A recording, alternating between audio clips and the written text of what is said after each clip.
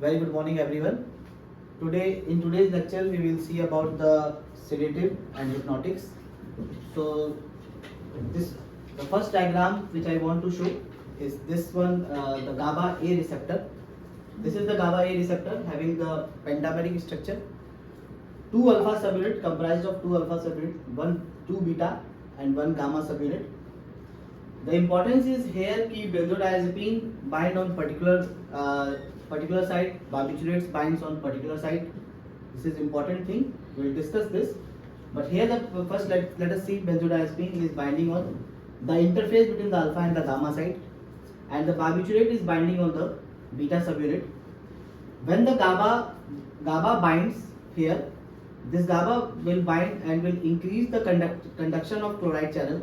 Chloride is a negative ion. When it moves inside the cell, it will cause the inhibition of the cell, hyperpolarization of the cell. So benzodiazepines also, when bind to this receptor, it will again increase the conduction of chloride ions, and barbiturate also the same. When it binds, it will increase the conduction of chloride ions. So both the benzodiazepines and the barbiturate are having effect on the GABA A receptor chloride channel complex. First, let us see what is the difference between the sedatives and hypnotics. In simple term अगर आप समझना चाहते हैं तो sedatives are those जिसमें नींद ना आए, जो ड्रग सुलाए ना आपको, that do not produce sleep, that is called the sedative. It will only relieve your excitement, it will calm the subject and reduce the anxiety part. They will not make you sleep. This is the sedative. But what is the hypnotic? Hypnotic is that which will make you sleep. So in the conditions very much known as insomnia, this is very important drug, very important group of drug, because we use this to produce and maintain the sleep, mostly in the elderly patients. This is the dose response curve with the sedative hypnotic scene. This is the curve with the barbiturate and benzodiazepine. One thing what मैं दिखाना जो चाहता हूँ इसमें कि जैसे जैसे dose बढ़ा रहे हैं वैसे वैसे रिस्पॉन्स भी चेंज होता जा रहा है. That means when we are increasing the dose, this sedative, when we are increasing the dose, this sedative, the property of the drug which is sedative, it will be converted into hypnotic and it will be converted further into ataxia, coma and respiratory depression, general anesthesia. So dose को हम control कर सकते हैं. तो चाहे बेंजोडाइazepine हो चाहे barbiturates हो, जैसे जैसे डोज बढ़ाओगे उसका इफेक्ट जो है चेंज होता रहेगा एंड इट विल कुछ प्रॉब्लम्स भी क्रिएट हो सकती है. तो will have to control the dose part with the sedative and hypnotic drugs. This is the how the sleep cycle is maintained. This is important because we have to see we have the benzodiazepines and barbiturates. That benzodiazepine and barbiturate alter this sleep architecture. This benzodiazepine and barbiturate alters the sleep architecture, so we have to see the sleep pattern also. Initially there is a stage 0 where we try to get into the bed and fall asleep. Then we have the NREM, then we have the REM. This cycle continues repeatedly in a night. So NREM, then REM, then again NREM, then REM. This cycle continues. So first we face with the NREM.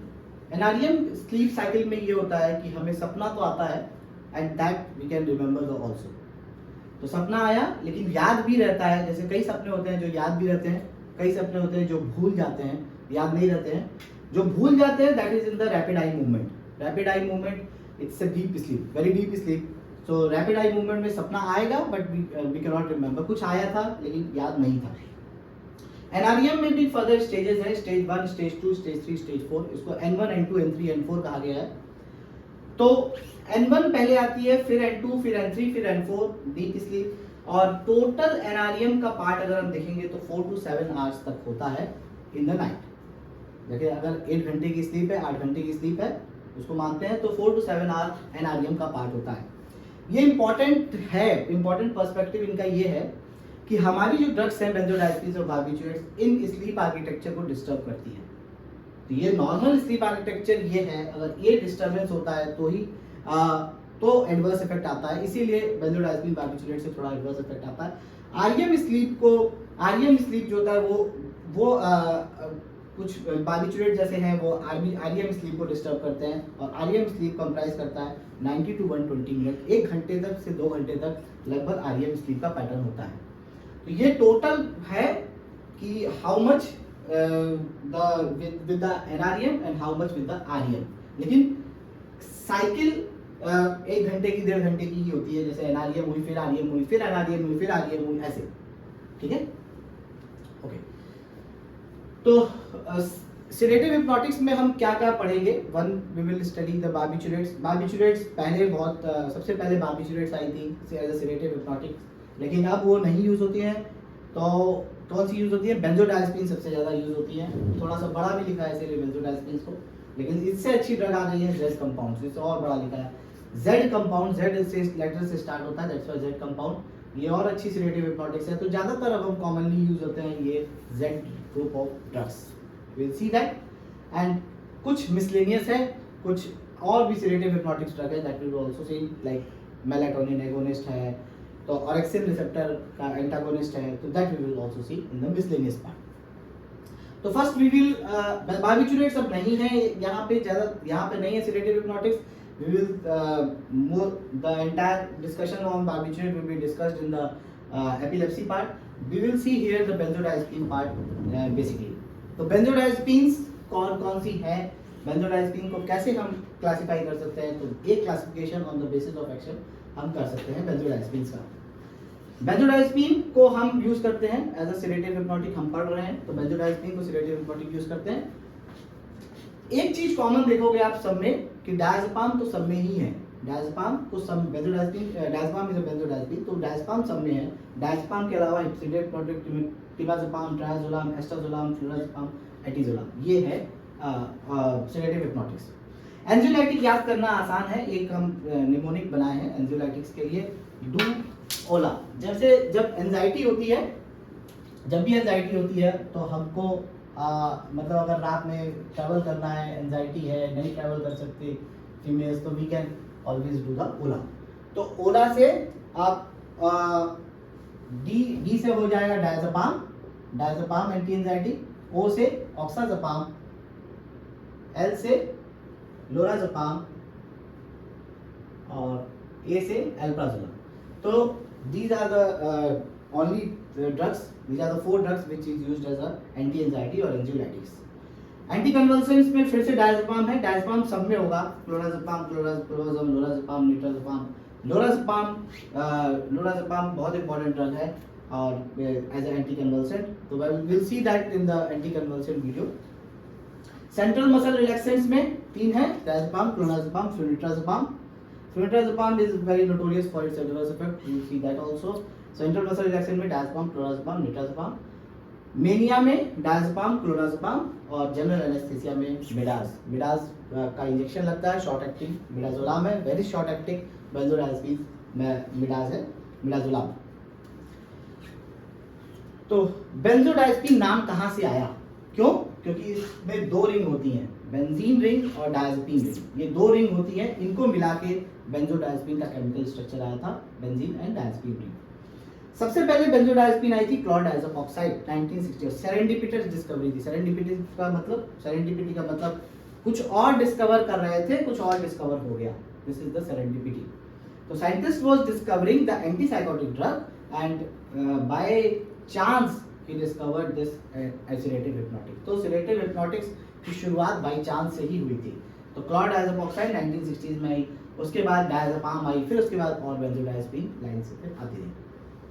Okay, तो mechanism more or less we have seen, but यहाँ पर क्या हो रहा है कि benzodiazepine is binding on this interface alpha and the gamma interface, and when it is binding on this alpha and gamma interface, it will facilitate the action of GABA.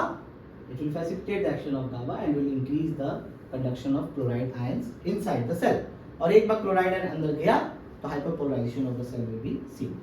So this I have written, benzodiazepine bind to the GABA A interface between alpha and gamma subunit, और उसके बाद facilitate करता है। ये frequency को बढ़ाता है, ये इंपॉर्टेंट चीज थी कि बेंजोडाइazepine जो होता है, फ्रीक्वेंसी मतलब होता है कि number of times the channel is opening. 1 minute में चैनल मान लो 10 बार खोल रहा है, 100 बार खोल, 10 टाइम्स 20 टाइम्स खोल रहा है, दिस इज द फ्रीक्वेंसी। कितनी फ्रीक्वेंसी से क्लोराइड चैनल ओपन हो रहा है। दावा भी क्लोराइड चैनल ओपन कर रहा है, लेकिन बेंजोडाइazepine उसकी ओपनिंग की फ्रीक्वेंसी को बढ़ा देगा कि how many times the chloride channel is opening.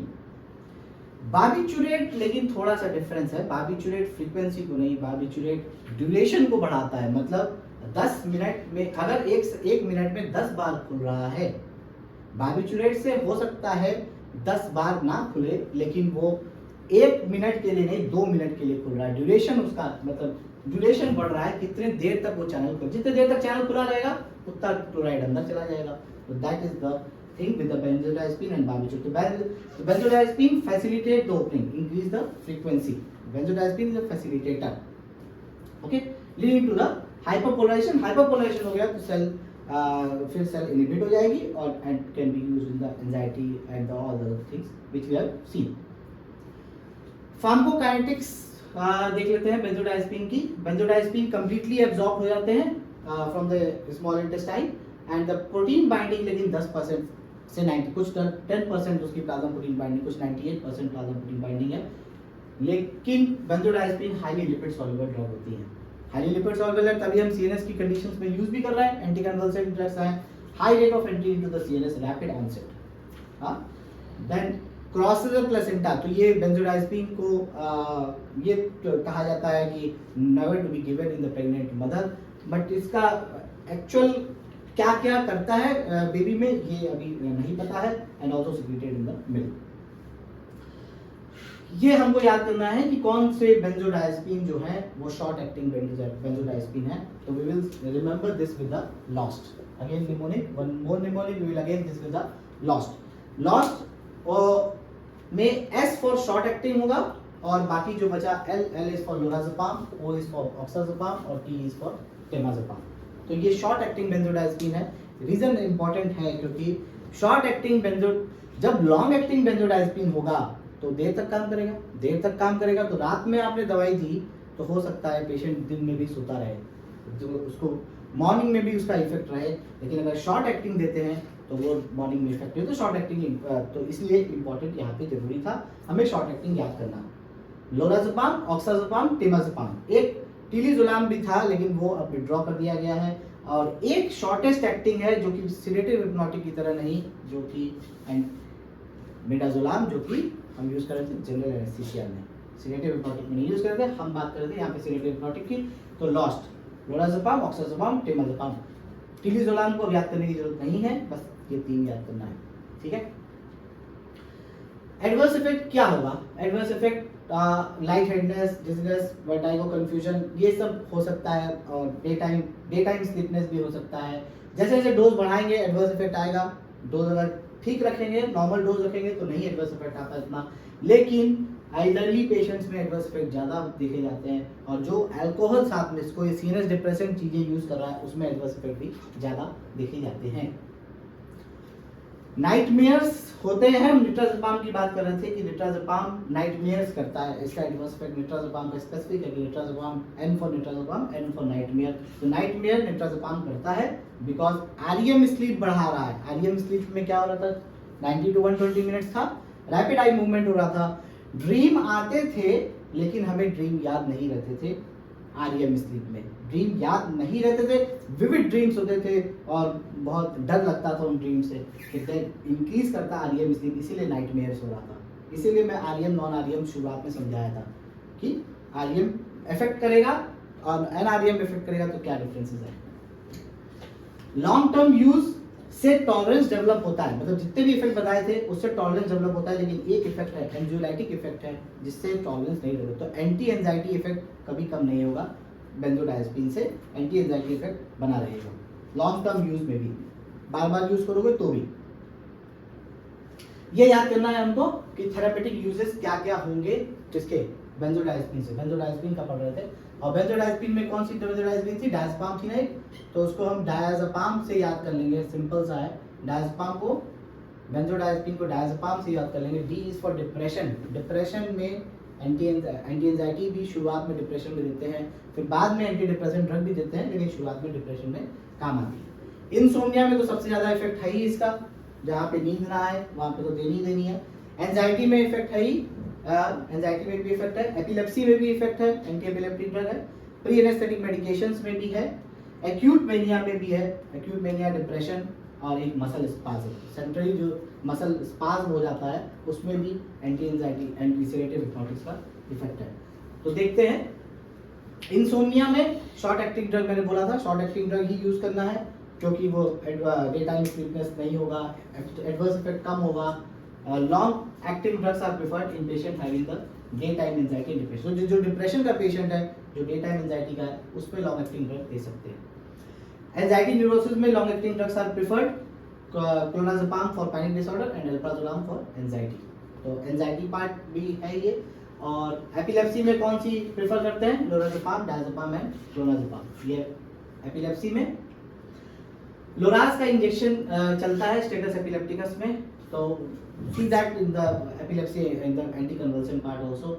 Skeletal muscle को रिलैक्स करना है तो उसके लिए भी बेंजोडाइज़ेपिन्स है हमारे पास, skeletal centrally acting skeletal muscle relaxant. Acute mania में क्लोराज़ेपाम, लोराज़ेपाम, डायज़ेपाम। जब एक्यूट कंडीशन होती है तो उसके लिए हमें शुरुआत पहले सीडेट करना ही पड़ता है पेशेंट को, उसके बाद एंटीसाइकोटिक ड्रग्स दे सकते हो, क्योंकि एक्यूट इमरजेंसी है तो पहले सीडेट तो करना ही पड़ेगा। And sedate we can do with the clorazepam, lorazepam and diazepam. Depression में फिर बताया initially treatment with the diazepam और फिर उसके बाद एंटी डिप्रेशन ड्रग्स का रोल आता है। जनरल एनेस्थीसिया में भी रोल है, प्री एनेस्थेटिक मेडिकेशंस में भी है। ड्रग डिपेंडेंस मतलब अगर कोई डिपेंडेंट है अल्कोहल पे, कोई डिपेंडेंट है मॉर्फिन पे, कोई डिपेंडेंट है बार्बिट्यूरेट पे कि अल्कोहल ले बिना उसका काम नहीं हो रहा है, अगर उसको तुरंत अल्कोहल हटा दोगे तब तो विड्रॉल रिएक्शंस आने लग जाएंगे। तो तब तक के लिए क्या करें? तब तक के लिए सब्स्टिट्यूट कर देते हैं विद द बेंजोडाइज़ेपिन से, ताकि विड्रॉल सिम्टम्स ना आए। अल्कोहल रोका लेकिन सब्स्टिट्यूट कर दिया विद द बेंजोडाइज़ेपिन से। वो भी आपका सीएनएस डिप्रेसेंट है, अल्कोहल भी सीएनएस डिप्रेसेंट है, तो एक तरह से कुछ दिन के लिए सप्रेस हो जाएगा, फिर धीरे धीरे हम डोज कम करके विड्रॉ कर देंगे। ये उसका तरीका है। स्ट्रेस अल्सर में due to anxiety, anti anxiety कम होगी तो स्ट्रेस भी कम होगा, स्ट्रेस कम होगा अल्सर भी कम होंगे, तो स्ट्रेस अल्सर में एंजाइटी का भी इफेक्ट है। ये फ्लूमाजेनिल बेंजोडाइज़ेपिन हम बार बार कहते हैं कि बहुत अच्छी ड्रग है, बहुत अच्छी ड्रग है, क्योंकि बेंजोडाइज़ेपिन का हमारे पास एंटागोनिस्ट भी है, बार्बिट्यूरेट्स का एंटागोनिस्ट नहीं है। बेंजोडाइज़ेपिन का एंटागोनिस्ट है फ्लूमाजेनिल। फ्लूमाजेनिल इंजेक्शनल फॉर्म में है, इंजेक्शन फॉर्म में देते हैं, क्यों? क्योंकि इसका high first pass metabolism oral form में नहीं है। Flumazenil is not available orally, नहीं देना है। हाई फर्स्ट पास मेटाबॉलिज्म में एक हाई फर्स्ट मेटाबॉलिज्म नाइट्रोग्लिसरीन का भी होता है, तो ओरल नहीं देना है, so given by the IV route. ठीक है। और कॉम्पिटिटिव एंटागोनिस्ट है बेंजोडाइज़ेपिन का, वहीं पे बाइंड करेगा जहां पे बेंजोडाइज़ेपिन बाइंड कर रहे थे। कॉम्पिटिटिव का मतलब ये होता है जहां बेंजोडाइज़ेपिन जहां बाइंड कर रहा था ड्रग, वहीं पे एंटागोनिस्ट उसका बाइंड कर रहा है, that is the competitive antagonist. Compete करेगा उस साइड के लिए, तो कॉम्पिटिटिव एंटागोनिस्ट कहां यूज करना है? अगर बेंजोडाइज़ेपिन का ओवरडोज हो जाए तो ये इसकी डोज है 0.2 to 1 मिलीग्राम। लेकिन अगर 5 मिलीग्राम से भी ठीक नहीं होता है तो इसका मतलब ये बेंजोडाइज़ेपिन का ओवरडोज नहीं है, कुछ और है। Think of another diagnosis, think of alternate diagnosis, another diagnosis. अगर 5 मिलीग्राम से भी 5 मिलीग्राम से ये श्योरिटी है कि बेंजोडाइज़ेपिन का ये इफेक्ट को कम कर देगा, बेंजोडाइज़ेपिन के लिए टॉक्सिक इफेक्ट है उसको कम कर देगा। बेंजोडाइज़ेपिन एनेस्थीसिया को रिवर्स करने के लिए भी हम यूज कर सकते हैं इसको। फ्लूमाजेनिल को ज्यादा कॉमनली यही to reverse the benzodiazepine overdose, very commonly it is used flumazenil. नई बेंजोडाइज़ेपिन के बारे में बात करते हैं। नई बेंजोडाइज़ेपिन है जेड कंपाउंड। जेड इसलिए कहा जाता है क्योंकि starting letter with the Z है, स्टार्टिंग लेटर सबके starting letter with the Z है। और लेकिन ये देखिए ये किस पे एक्ट कर रहा है? ये सिर्फ अल्फा पे नहीं, अल्फा के जो सब टाइप, अल्फा के भी सब टाइप होते हैं। जैसे हमने बताया था आपको अल्फा बीटा पांच यूनिट दिखाया था, 2 अल्फा 2 बीटा और 1 गामा। तो अल्फा के भी सब टाइप होते हैं, अल्फा 1, अल्फा 2, अल्फा 3, अल्फा 4। तो ये और सुपर स्पेसिफिक की तरह बात कर ले हम तो अल्फा 1 सब टाइप पे बाइंड करता है और अल्फा 1 सब टाइप रिस्पॉन्सिबल होता है for the sedative hypnotic effect, बाकी और सब टाइप। तो फिर एक तरह से ये कह सकते हो आप कि और इफेक्ट नहीं आएगा, सिर्फ सिडेटिव हिप्नोटिक इफेक्ट आएगा, बाकी इफेक्ट नहीं आएगा। तो सिडेटिव, नो एंटी कन्वल्सेंट और मसल रिलैक्सेंट इफेक्ट। यही बात हम कहना चाह रहे थे कि हमने सुपर सेलेक्टिव कर दिया है, स्पेसिफिकली सिर्फ अल्फा 1 पे काम कर रहा है, दैट्स व्हाई ये सिर्फ सिडेटिव हिप्नोटिक इफेक्ट करेगा और बाकी अदर इफेक्ट नहीं करता है। Having shorter duration of action with least, और ये बहुत इंपॉर्टेंट थी क्योंकि हमको अपनी नींद नहीं खराब करनी है, नींद का पैटर्न नहीं खराब करता ये जेड ग्रुप ऑफ ड्रग, अब अब्यूज पोटेंशियल भी इसका कम होता है, ठीक है। तो नाउ प्रिफर्ड हो बेंजोडाइज़ेपिन, तो अगर हम देना है एल्डरली में भी दे सकते हैं इसको आराम से, कोई दिक्कत नहीं आएगी। तो कौन कौन सी ड्रग है, ज़ोलपेडम है, ज़ेलेप्लोन है, ज़ोपिक्लोन है। ज़ोपिक्लोन का ही कंजीनर है एस-ज़ोपिक्लोन। तो 4 ड्रग एक्चुअली है हमारे पास, Z group of drug, zolpidem, zaleplon and zopiclone, these are the Z group of drugs. This the pharmacokinetic differences है इसका, कि कैसे क्या क्या डिफरेंसेस होता है इसका। सबसे ज्यादा हाफ लाइफ देखिए एस-ज़ोपिक्लोन की है 5 आवर्स है, इसकी 2 आवर 1 आवर ये हाफ लाइफ है। Preferred for sleep onset, short term and long term की हाफ लाइफ ज्यादा है, इसीलिए लॉन्ग टर्म लिखा हुआ है इसके लिए, लॉन्ग टर्म इंसोम्निया के लिए भी है। नेक्स्ट डे सिडेशन सबसे कम देखिए इससे क्या हो रहा है एस-ज़ोपिक्लोन, ये सबसे ज्यादा इफेक्टिव है। लेकिन एडवर्स इफेक्ट इसका होता है बिटर टेस्ट, मेटालिक और बिटर टेस्ट दिखाता है ज़ोपिक्लोन से, ठीक है। डोज इसकी है 5 to 10, 7.5 और 1 to 3 मिलीग्राम। तो ये थोड़े से फार्माकोकाइनेटिक डिफरेंसेस हैं और कहाँ यूज कर सकते हैं। सबसे कम एडवर्स इफेक्ट आप देखेंगे तो ज़ेलेप्लोन से, no day time sedation and, लेकिन इसमें no day time sedation, impairment of psychomotor skills, तो इसमें इम्पेयरमेंट भी नहीं हो रहा, डे टाइम सेडेशन भी नहीं हो रहा ज़ेलेप्लोन से। ज़ोलपेडम भी अच्छी ड्रग है, मिनिमल करता है सेडेशन, ठीक है। नेक्स्ट डे सेडेशन इनफ्रीक्वेंट है और यहाँ पे ज़ेलेप्लोन से नो है।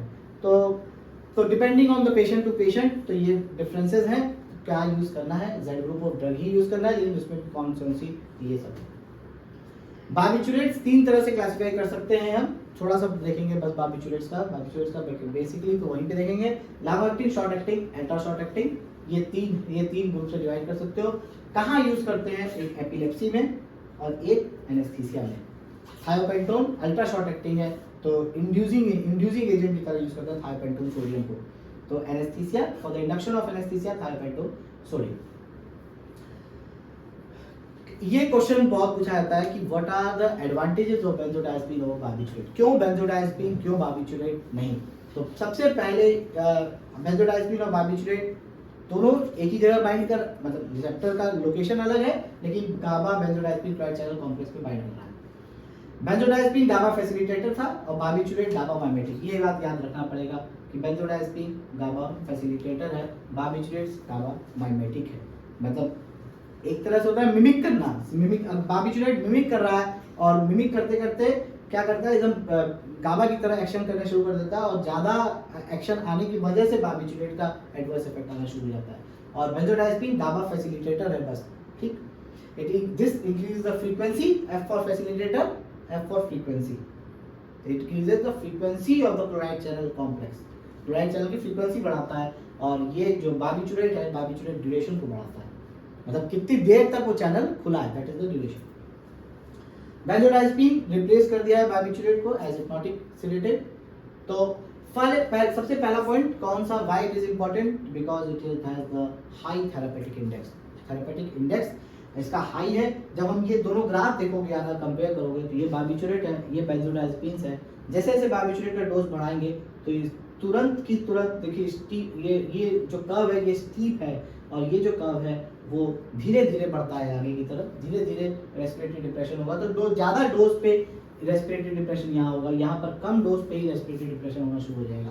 दैट्स व्हाई कहते हैं बार्बिचुरेट ज्यादा सेफ नहीं है। तो बेंजोडाइज़ेपिन have high therapeutic index, does have high safety of margin compared to barbiturate। तो बार्बिचुरेट की स्टीप DRC कहते हैं, डोज रेस्पॉन्स का। डोज जैसे बढ़ाओगे रेस्पॉन्स चेंज होता है दोनों में, लेकिन थोड़ी सी डोज बढ़ाओगे तो रेस्पॉन्स बहुत ज़्यादा चेंज हो जाएगा बार्बिचुरेट में, लेकिन थोड़ी सी डोज बढ़ाएंगे तो बेंजोडाइज़ेपिन में बहुत ज़्यादा रिस्पॉन्स चेंज नहीं होता।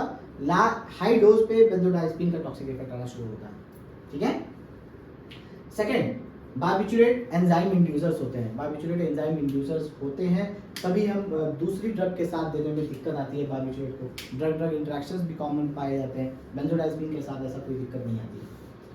स्लीप पैटर्न बहुत डिस्टर्ब होते हैं बार्बिचुरेट से, जो normal sleep pattern NREM REM जो फेज चल रहा है उससे डिस्टर्बेंस होता है, लेकिन कुछ बेंजोडाइजेपिन से जो स्लीप पैटर्न जैसे Z ग्रुप ऑफ ड्रग्स है वो स्लीप पैटर्न को डिस्टर्ब नहीं करते हैं। लेस अब्यूज लायबिलिटी होती है बेंजोडाइजेपिन। अगर आपको 1-2 दिन 3 दिन नहीं स्लीप कुछ प्रॉब्लम है, स्लीप नहीं आ रही है, तो we can use the benzodiazepine, इसकी अब्यूज लायबिलिटी कम होती है। मतलब ऐसा नहीं है कि आप इसके आदी हो जाओगे, अब्यूज लायबिलिटी कम होती है। Do not precipitate withdrawal symptoms, मतलब छोड़ेंगे तो ये नहीं कि फिर से सिम्टम आना शुरू हो जाएगा बेंजोडाइजेपिन, लेकिन बार्बिचुरेट की अब्यूज लायबिलिटी ज़्यादा होती है। Benzodiazepine have no action on other body system, तो अदर बॉडी सिस्टम पे कोई इफेक्ट नहीं करेगा। बार्बिचुरेट का मल्टीपल बॉडी सिस्टम पे अलग अलग इफेक्ट आना शुरू हो जाएगा डोज जैसे बढ़ाएंगे। तो एक बहुत इंपॉर्टेंट चीज है कि अगर बेंजोडाइजेपिन का हो भी गया ओवरडोज तो भी हमारे पास उसका एंटीडोट है। फ्लोमाजेनिल उसका एंटीडोट है बेंजोडाइजेपिन का, लेकिन बार्बिचुरेट का ऐसा कोई एंटीडोट नहीं है। सिम्प्टोमेटिक ट्रीटमेंट करना पड़ता है बार्बिचुरेट पॉइजनिंग के केस में। कुछ और दो और हैं, हाँ बस दो और है कि और कौन सी नई जो आई है या अदर सेडेटिव हिप्नोटिक्स में उसे डाला गया है। एक रेमेल्टियन है, उसमें melatonin secreted by the pineal gland और नाइट टाइम में सिक्रीट होता है। तो रेमेल्टियन अब ये देखा गया है कि अगर मेलाटोनिन का कोई एगोनिस्ट देते हैं तो स्लीप में उसको बेनिफिट मिलता है। MT1 और MT2 रिसेप्टर का एगोनिस्ट, MT3 नहीं है, MT3 भी होता है। तो MT1 और MT2 का एगोनिस्ट है रेमेल्टियन। MT1 melatonin 1 and melatonin 2 receptor agonist. Benzodiazepine से नो डाउट एफिकेसी कम होगी, लेकिन साइड इफेक्ट भी कम होगा। तो एफिकेसी तो हमें चाहिए ही, तो इसीलिए बहुत ज़्यादा कॉमन यूज नहीं होता। एफिकेसी नहीं होगी तो फिर ड्रग को यूज ही क्यों करना है। एफिकेसी होगी लेकिन कम होगी। मेटाबोलाइज्ड बाय CYP1A2, एक ये भी इंपॉर्टेंट पॉइंट है कि हमें देखना पड़ेगा कि कोई और ड्रग तो नहीं दे रहा है साथ में जो CYP1A2 से मेटाबोलाइज होती हो, क्योंकि फिर ड्रग ड्रग इंटरेक्शन देखने को मिलता है। 1 मिलीग्राम दी जाती है ये drug 30 minute before the bed time. The second one orexin receptor blocker, ये सुवोरेक्सान OX1 एंड OX2 का ब्लॉकर है। सुवोरेक्सान OX1 एंड OX2 का ब्लॉकर है, ऑरेक्सिन 1 और ऑरेक्सिन 2, और ये इसको metabolised by CYP3A4 and can cause day time sedation. तो इसके एडवर्स इफेक्ट में नाइट टेरर इसके भी एडवर्स, तो ये भी बहुत अच्छी ड्रग नहीं देखी गई सुवोरेक्सान। So these were the two other miscellaneous, you can name it in the miscellaneous group, the remeltion and the orexin receptor antagonist. Name से ही याद हो जाएगा, ऑरेक्सिन सुवोरेक्सान, मेलाटोनिन रेमेल्टियन, तो नेम में ही से याद हो जाएगा। बस ये याद रखना है वो एगोनिस्ट है और ये ब्लॉकर है। That is for today video, thank you.